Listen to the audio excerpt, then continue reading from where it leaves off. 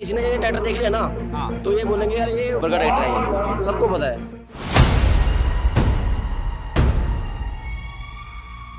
Black mamba है और सबसे यूनिक है।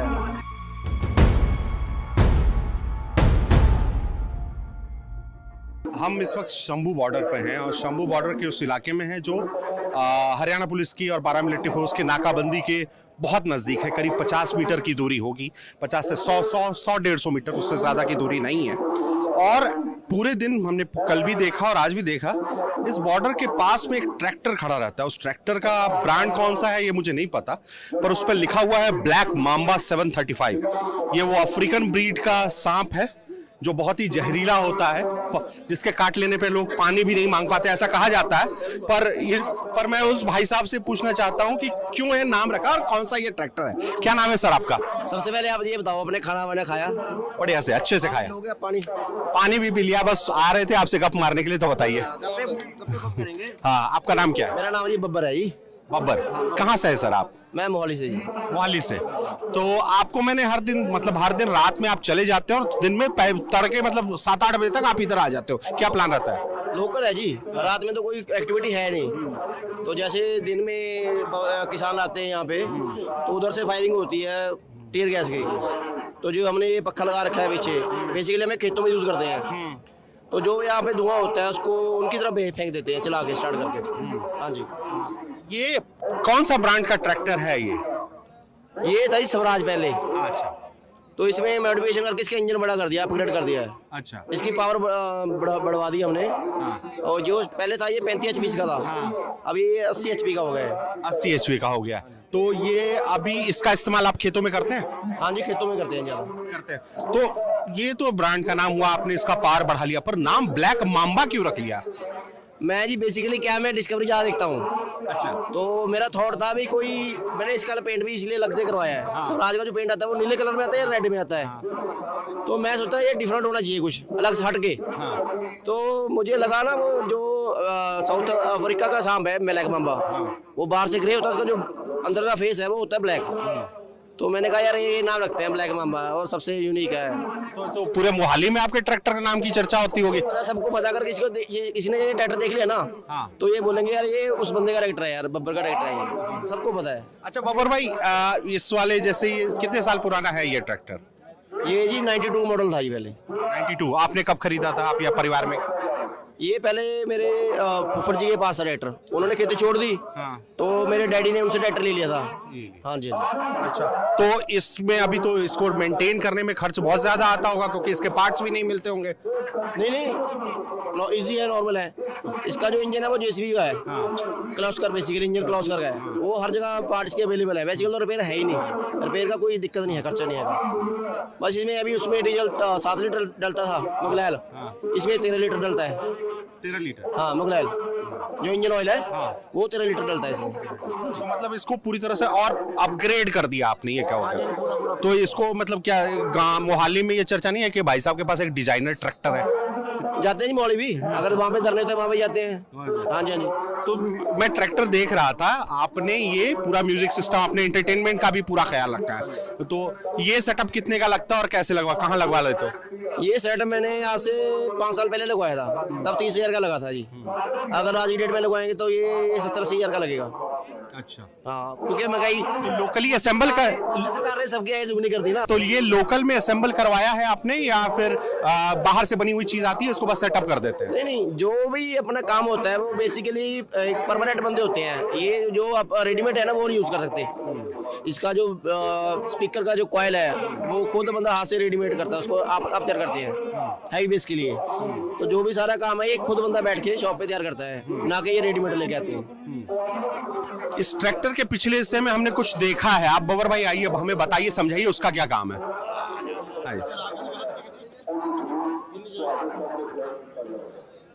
ये क्या है? ये बंदा ये था ना, ये हमारे ये है 90 मॉडल है ये। मतलब 1000 का लिया था हमने उस टाइम में।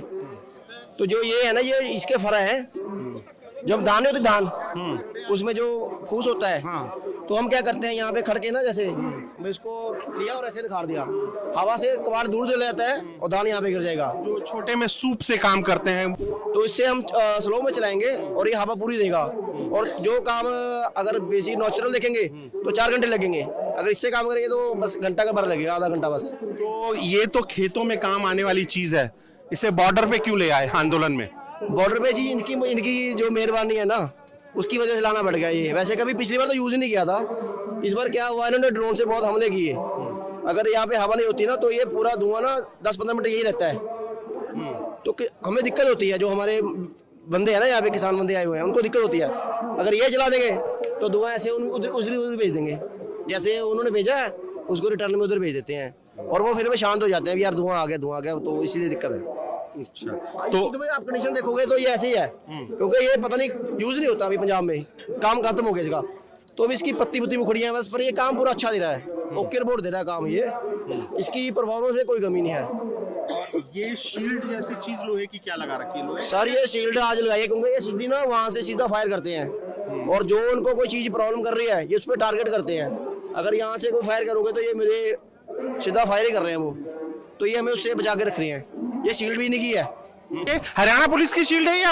ये शील्ड यहीं पे पड़ी थी तो हमने उठा के ये यूज कर ली। मैं कहा यार सेफ्टी पहले है, अगर हम सेफ हैं तो पूरा मुकाबला करेंगे, ठीक है जी। तो ये शील्ड बहुत हैवी है, 4-5 बंदों ने उठा के इसको रखा है, बहुत हैवी है, और ये काफी मतलब बुलेट भी रोक लेगी है। अगर कोई बुलेट का फायर आया तो ये उसको भी रोक लेगी।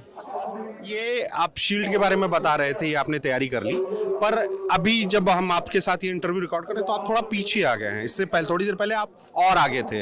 तो ये सर ये क्या हुआ, जो आगे जथेबंदी है ना, उन्होंने क्या बोला मेरे को, देखो हम जो बोलेंगे हमने वही काम करना है।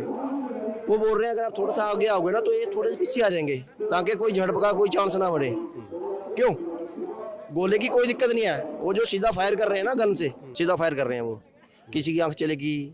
और इतनी बड़ी वो बुलेट है, एक तो प्लास्टिक की, वो जब हिट करती है तो पूरा आंख जहाँ पे भी लग गया वो पूरा खत्म कर देती है। एक की तो यहाँ से 4-5 उंगली खत्म हो गई, उसके हाथ के पास लगा तो उसे ब्लास्ट हुआ, 3-4 उंगली खत्म हो गई, एक की आंख चलेगी यहाँ से, वो पूरी आंख खत्म हो गई। तो हम ये तो ये चाहते हैं सेफ्टी काम हो जाए, जो होना है सेफली ना, ये चक्कर है। तो हम तभी मैं थोड़ा सा पीछे आ गया, क्योंकि जो उन्होंने मुझे बोला है वो तो मुझे ये बोल रहे थे आप थोड़ा पीछे जाओ।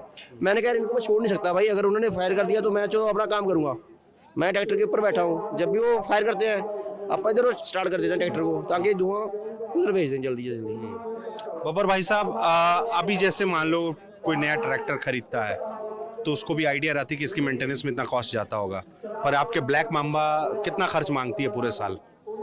सर खर्चा तो है ही नहीं, अगर आप इसको खेत में चलाओगे, जो कंपनी का ट्रैक्टर कोई भी लोगे वो खाएगा 4 लीटर 4-5 लीटर के बीच में खाएगा, ठीक है जी। मैंने भी इसकी लास्ट टाइम पिछली बार इसकी एवरेज नोट, वैसे मैंने नोट नहीं की थी, लेकिन मैंने कहा इतना बड़ा इंजन रखा है, चलो नोट तो करें भी क्या एवरेज दे रहा है ये। तो मैंने 3 एकड़ की बहाई की थी मैंने इसमें, 3 एकड़ में, और ये 5 लीटर में 3 एकड़ उसने कवर कर दिए थे। 3 एकड़ एक बार में पूरा उसको खेत की जुताई कर दी थी, सिर्फ 5 लीटर में। तो इससे डीजल खर्चा बहुत कम है। अगर डीजल खर्चा इसका बढ़ जाता है, अगर इसको जैसे जल्दी काम करना है, ठीक है जी, जल्दी काम के चक्कर में पावर ज़्यादा देगा तो तेल ज़्यादा खाता है। अगर नॉर्मल चक्कर पे चला रहे हो ना, 1400-1500 मतलब आरपीएम होते हैं इसके, स्पीड होती है, अगर 1400-1500 आरपीएम में चलाओगे इसको तो खर्चा तो भाई है ही नहीं। अच्छा। और ये अगर इसकी पावर का ट्रैक्टर लेना पड़ेगा, अगर 85-80 का ट्रैक्टर आज की डेट में लोगे तो कम से कम 10-12 लाख में पड़ेगा। 10-12 लाख पड़ेंगे अगर इस तरह के पावर वाली ट्रैक्टर? पावर का ट्रैक्टर लोगे आप तो आपको 10 या 12 लाख रुपए देना पड़ेगा कंपनी को, ठीक है। और इसका जो अगर तैयार कराते हैं ट्रैक्टर को तो सारा ही मेरे हिसाब से 2.5 से 3 लाख रुपये लग जाएगा। 3 लाख रुपए लगेगा, इसमें रेडी हो जाएगा ट्रैक्टर का पूरा, और एक नंबर काम करेगा, कोई दिक्कत नहीं, कोई परेशानी नहीं। तो ये कल्चर है कि आपके इलाके में, आपके गांव में, कि पुराने ट्रैक्टर्स को अपग्रेड करने का लोग करते हैं क्या ऐसा? सर मेरा एक काम मैंने इसलिए तैयार कराया था, मैं टोचन में भी जाता हूँ, जो ट्रैक्टर टोचन होते हैं उसके लिए मैंने बेसिकली तैयार कराया था। अभी जैसे सरकार बोल देती है जी बड़े बड़े कल्टीवेटर ले आओ, सुपर सीडर है, उसके लिए ज़्यादा पावर की जरूरत होती है, तो इसलिए भी करवाया था। अभी जैसे भी बोलते हैं आग नहीं लगानी पराली को, है ना, तो उसके लिए सुपर सीडर चाहिए, सुपर सीडर के लिए ज़्यादा हैवी ट्रैक्टर चाहिए इसको, मतलब फुल पावर वाला, तो इसलिए तैयार करवाया था हमने ये। तो आपने यह बताया कि ये ट्रैक्टर आपके तरह तरह के काम आ सकता है, खेतों में भी, सरकार अगर कुछ काम में और आंदोलन में भी। तो इसकी आप जब जाते होगे, मतलब घर लौटते होगे, तो आपके इलाके वाले लोग पूछते होंगे आज भाई साहब कितनी देर माहौल बनाया? हाँ जी, मैं बेसिकली मैं पहले दिन नहीं आया था यहाँ पे, एक दिन मैं नहीं आया जब 12 तारीख को यहाँ पे तेरह को, तो क्योंकि मेरे घर पे काम चल रहा है, तो मुझे जितने भी मेरे जानकार हैं, एक दो मीडिया वाले भी हैं, अपने दोस्त हैं, एक जी हैं, उन्होंने भी फ़ोन किया भी आप गए नहीं। मैंने कहा जी मैं थोड़ा फंसा हुआ घर पे, मिस्त्री काम लगा, मैंने कहा उनको थोड़ा सामान मैं इकट्ठा दे दूँ, ईंट सीमेंट रेता वगैरह, फिर आऊँगा। और कल 2-3 दिन से मैं यहीं पे हूँ जी, शाम से। यही मैंने आपको कल देखा था, तो वही सोचा था आपसे बात करूंगा। आज रात को जाएंगे, फिर सुबह आ जाएंगे जी। अच्छा, रात में कितने बजे चले जाते हो आप? रात को जाएंगे जी 11-12 बजे।